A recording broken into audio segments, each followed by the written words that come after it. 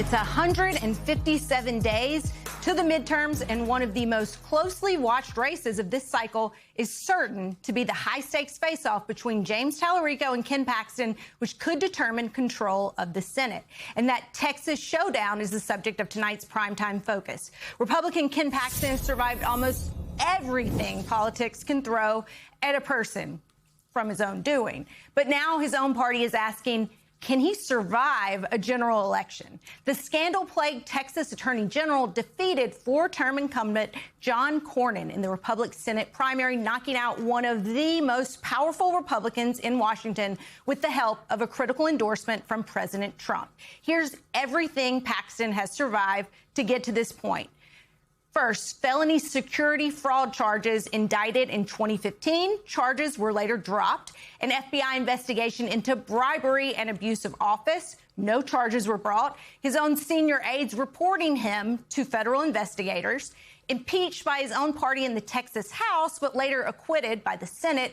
His wife filing for divorce on, quote, biblical grounds, and a settlement requiring him to pay nearly $300,000 in restitution. Now Republicans have to decide, do they keep spending heavily to defend Texas, a state that hasn't sent a Democrat to the Senate in 30 years, and concede other battleground states like North Carolina, maybe Georgia. Joining us now is Mark McKinnon, former advisor to George W. Bush and John McCain, and Chuck Rocha, Democratic strategist and senior advisor to the James Tallarico campaign. So, Mark, you have a long career advising Republicans in Texas. And when you saw Paxton, his win and the margin on Tuesday night, what was your first reaction about how this is going to play out?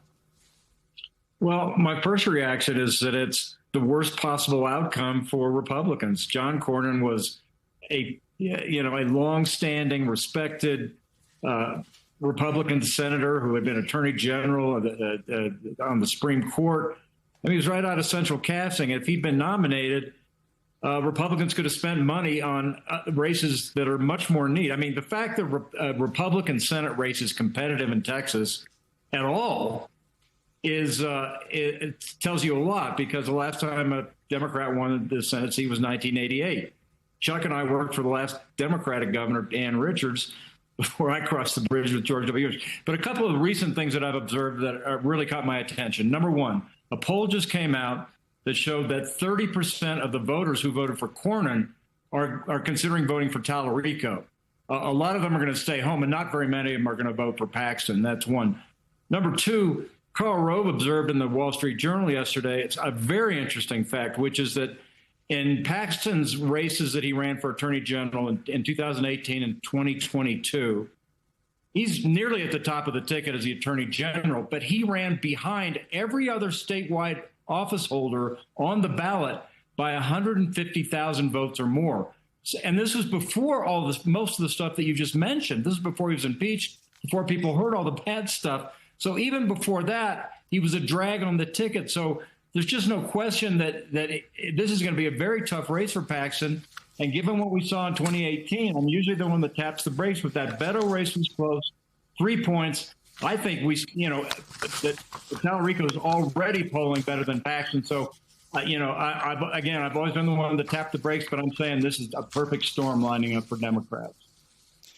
Chuck, before I ask you my actual question, I would be remiss if I did not point out that the two of you have definitely raised the bar for headwear on our show. I feel naked, yes, actually, now. All of us should have worn our matching hats. We'll coordinate for the next show. But the actual question for you is about how you think the Republican Party is going to potentially message around this, let's say, flawed candidate. And the reason why I ask is that Cornyn's own campaign called Paxton a fraud.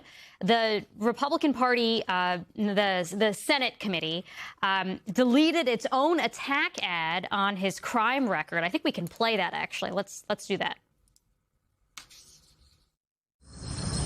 This is the sound of Texas. And this is how it sounds under Ken Paxton.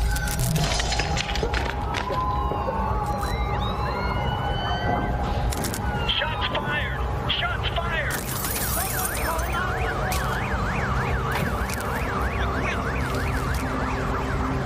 So, which Texas do you want to hear? Yeah, that's a big ouch there, I think. So, Chuck, how does the Republican Party actually support, market this candidate after they have already put out material like this on behalf of the other Republican that Paxton defeated? There's going to be a real big contrast, and thank you for the compliment on brand new straw cowboy hat I got down at Cavender's today. I'm in Austin doing some work, but there's two big differences. One is the Republicans are going to run on division. You have already seen that they want to separate people and not talk about the economy. They want to talk about this social issue. They want to take a comment out of context. They want to splice things together. They want to make James Tallarico be non-Texan. While James Tallarico wants to bring people together, to my good friend Mark's point. Even Republicans, independents, Latinos who are normally drop-off voters in an off year. Take James Tallarico's whole campaign has been about bringing people together. If you see the first campaign that Republicans ran out of the box, it didn't talk about the cost of living. It wanted to worry more about who ate meat instead of the price of meat. They wanted to talk about what all these things somebody may have said 10 years ago and nothing to do with the lives of everyday Americans. It's really important for everybody watching this newscast from coast to coast to know that Republicans have been in full control of Texas for over 31 years. And things in Texas have not gotten better while gas is $4 a gallon down here. And I heard you say a while ago, there's a brisket shortage, and I'm in Austin, so I'm walking around whopping and beaving because there's a catastrophe going on here. Well, we'll talk more about that later, don't you? Yeah, there's a lot of meat left on the bone, as it were. Nice. Mark, I am, as the rim shot is deserved. Mark, look, the notion that this is the guy who the Republicans are sending, what does it say about where we are on the sort of like temperature check with MAGA as a governing coalition? Because clearly the reason he is here is because he is a Trump loyalist. It outweighs every single item on that list that Elise read, which is pretty astonishing, except that we're kind of used to the dynamic by now.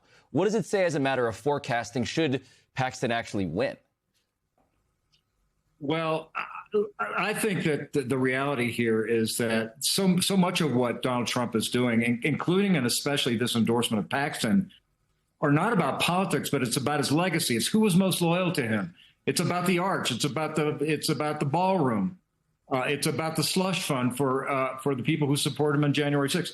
These are all things that are not good politically. Ask any Republican consultant or any Republican senator in Washington. But it's all about Trump's own legacy. He's not worried about being reelected again. All he's worried about is his legacy. So we're talking about a $250 bill with Trump's picture on it. But meanwhile, he's endorsing candidates that he felt were more loyal to him in a primary, but are much worse candidates in a general election. But at this point, that's not what he's concerned about. He's just concerned about Donald Trump and the legacy.